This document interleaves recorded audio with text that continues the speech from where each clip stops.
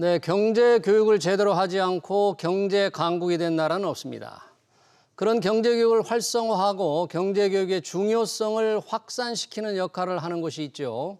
바로 경제교육 단체 협의회인데요. 얼마 전 박지원 전 기획재정부 장관이 신임 회장으로 선출됐죠. 박지원 회장 모시고 우리나라 경제교육의 현실과 과제에 들어보겠습니다. 박지원 회장은 고용노동부 장관과 기획재정부 장관을 지낸 후 삼성전자 이사회 의장을 역임했고 지금은 한반도 선진화재단 이사장과 성균관대 이사장을 겸임하고 있습니다. 네, 어서 오십시오. 네, 안녕하세요. 반갑습니다. 반갑습니다. 네. 경제교육단체협의회, 경제교육을 활성화하는 역할을 하는 것 같아요. 회장으로 선임되셨는데 우선 어떤 역할을, 어떤 곳입니까 이게?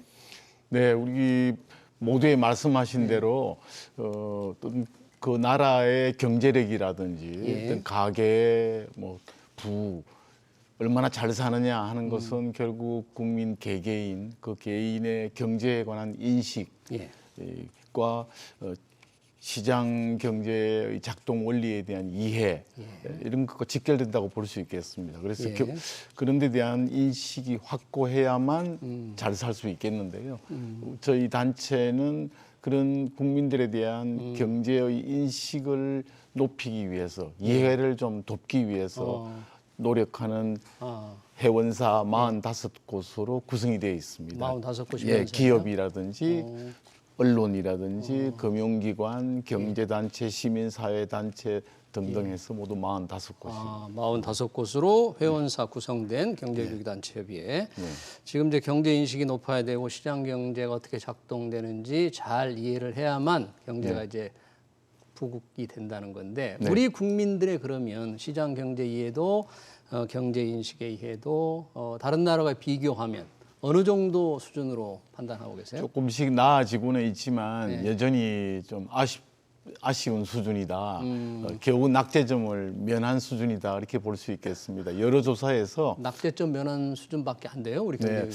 한 50점 중반에서 60점 중반 정도까지 왔다 갔다 합니다만은 최근에 조금씩 나아지고는 있어서 그나마 다행이라고 하겠고, 근데 특히 디지털에 관한 그 이해력 이런 것이 우리가 디지털 강국인데도 불구하고 40점대 초반밖에 되지 않아서 이런 점에서 우리가 4차 산업혁명 등에도 적응을 하고 추동하기 위해서는 좀 더 열심히 노력을 해야 될 것 같습니다. 디지털 말씀하신 대로 강국인데 어떤 디지털 이해도에 대한 게 좀 떨어진다는 게 조금 잘 의문이네요.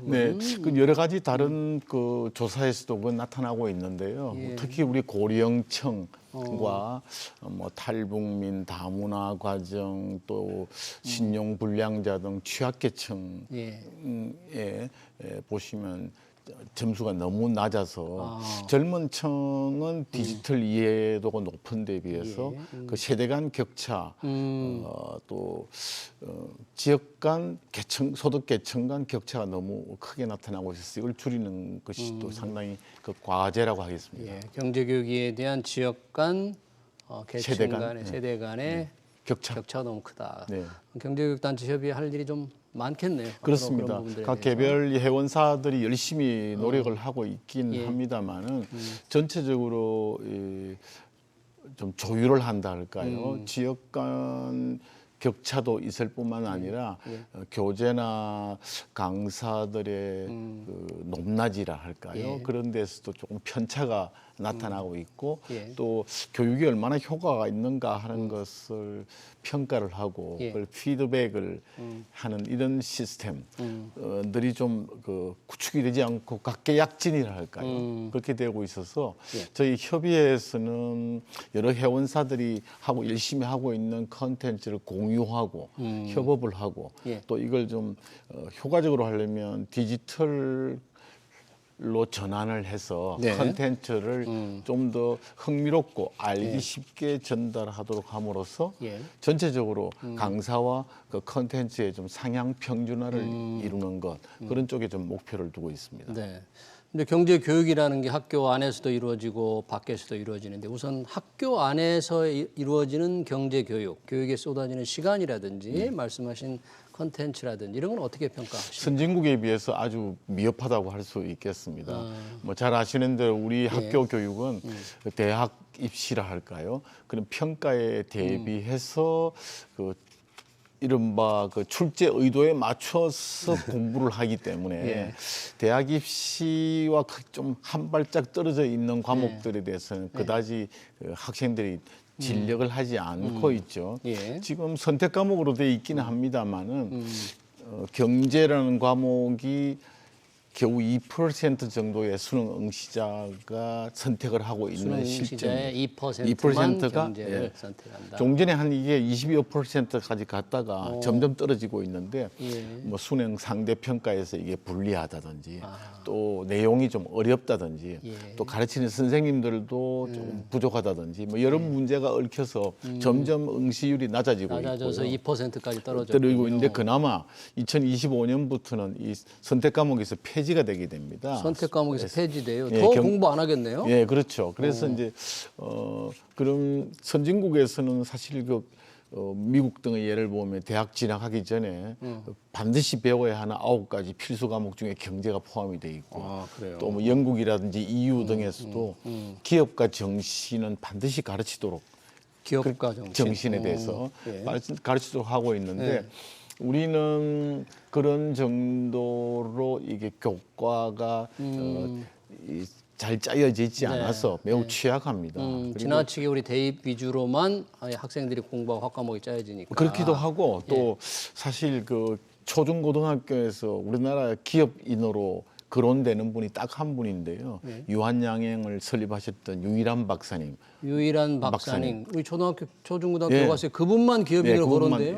훌륭한 기업인이 많은데. 예, 그래서 그리고 외국의 예를 들면 뭐 스티브 잡스라든지 애플이나 테슬라 같은 기업은 거론이 되고 있는데 그 외에도 우리들이 국격을 이 정도로 끌어올리고 국부 창출에 기여했던 우리나라의 상당히 유력한 굴지의 기업들, 그럼요. 뭐 공가가 있기는 합니다만은 균형 있게 그런 기업들의 도전 정신과 성취에 대해서 기술이 돼야 할 텐데 전혀 없기 때문에 말씀하신 대로 그런 교과서에 유한양행의 유일한 박사만 거론된다면 그 회사와 현재 한국을 떠받치는 삼성전자, 현대자동차를 세운 그 기업 포스코 뭐 기업의 시가총액이라든지 고용 인력을 생각한다면 정말 비교할 수가 없을 텐데 왜 그렇게 그 기업만 그런 점에서 아마 과거에 뭐 정경유착 이런 것들 때문에 그랬는지는 모르겠습니다만은 그런 부작용을 저희가 감안을 한다고 하더라도 그 혁신과 기업가 정신이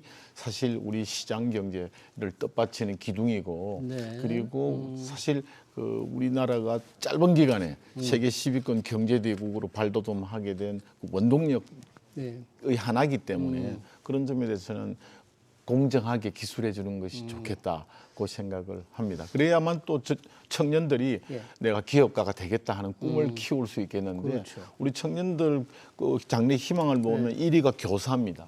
그 기업가가 되겠다는 건 20위로서 저 하위권에 기업가는 20권 밖으로 20위고 교사가 1위 뭐 그런 식으로 아주 1위. 안정적인 그 직업군들이 상위권을 차지하고 있거든요. 그러니까 그런 점에서도 우리가 경제에 관한 그리고 기업가 정신, 혁신이 얼마나 중요한가 하는 것을 좀 더 강조할 필요가 있겠다 이렇게 봅니다. 경제 교과서를 정말 완전히 다 새로 써야 할 것 같은 생각이 드네요. 장관님 말씀 듣고 나서 보니까. 그렇습니다. 지금은 사실 또 어떻게 보면 뭐 정권의 영향도 있겠습니다만 사회적 경제라 할까요? 사회적 경제는 저희 이 시간에 잠깐 얘기를 했었는데 사회적 경제 이게 구체적으로 어떤 걸 얘기하는 겁니까? 사회적 경제. 여러 사람이 힘을 합쳐서 함께 잘 사는 뭐 경제 그렇게 협동조합이라든지 사회적 기업 물론 그런 것도 상당히 필요하다고는 생각이 되는데 그것보다는 어떻게 보면 기여와 자기가 기여한 것과 보상이 일치하는 그런 시스템이 있어야만 열심히 할 유인이 있지 않겠습니까? 그것이 결국 파이를 키우는 그런 동력이 될 텐데 그 사회적 경제와 함께 네.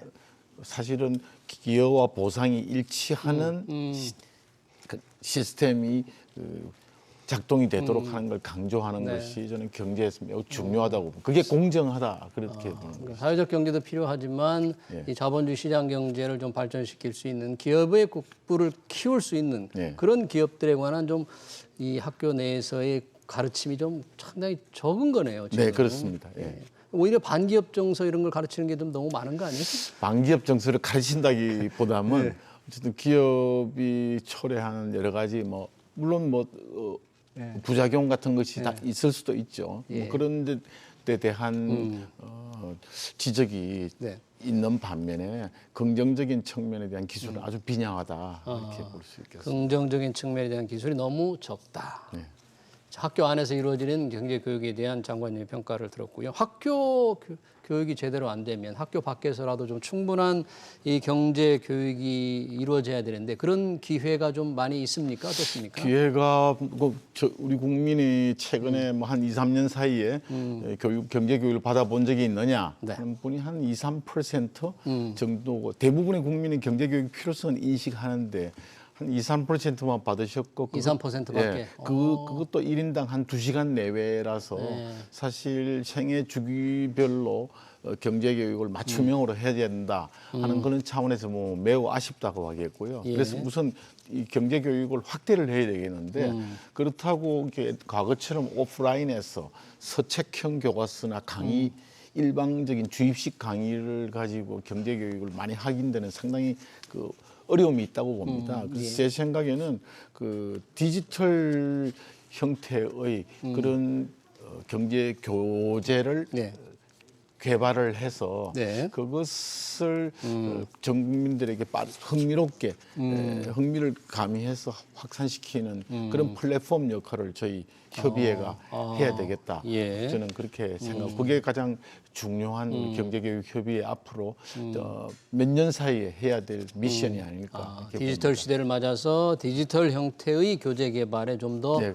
투자를 하고 해서 국민들한테 많이 보급시켜야 그렇죠. 된다. 그렇게 되면 컨텐츠나 강사의 상향 평준화도 이루어지고 예. 지역별 격차나 이런 것도 좀 극복하기가 쉽지 않겠나 네. 이렇게 봅니다. 이런데 좀 예산을 그 기획재정부 장관도 하셨는데 예산을 좀 많이 쏟아야 될 것 같은데. 저희는 민간의 단체 협의회이기 때문에 민간이니까. 정부의 지원을 받기보다는 예. 저희들 스스로가 열심히 자조 노력을 해서 네. 후원도 받고 또 효과를 거둘 수 있도록 해야 될 것 같습니다. 네, 알겠습니다. 경제교육단체 관련 얘기는 좀 들었고요. 뭐 기왕에 나오셔서 좀 고용노동부 장관도 하시고 기획재정부 장관도 하셨잖아요. 그때 이명박 정권 때죠. 지금과 상황은 좀 다르긴 합니다만 지금의 경제 상황, 장관님 겪으신 그 경험과 이런 걸로 볼 때 어떻게 평가를 하십니까? 현재 상황은? 뭐 상당히 어렵다고 할 수 있겠고 문제는 앞으로 또 나아질 가능성이 그렇게 현재로서는 높아 보이지 않는다 하는 점에 고민이 있게 되겠는데요. 뭐 여러 요인이 있겠습니다만 저는 크게 어떤 나라가 잘 살려면 두 가지 요인이 필요하다고 보는데요.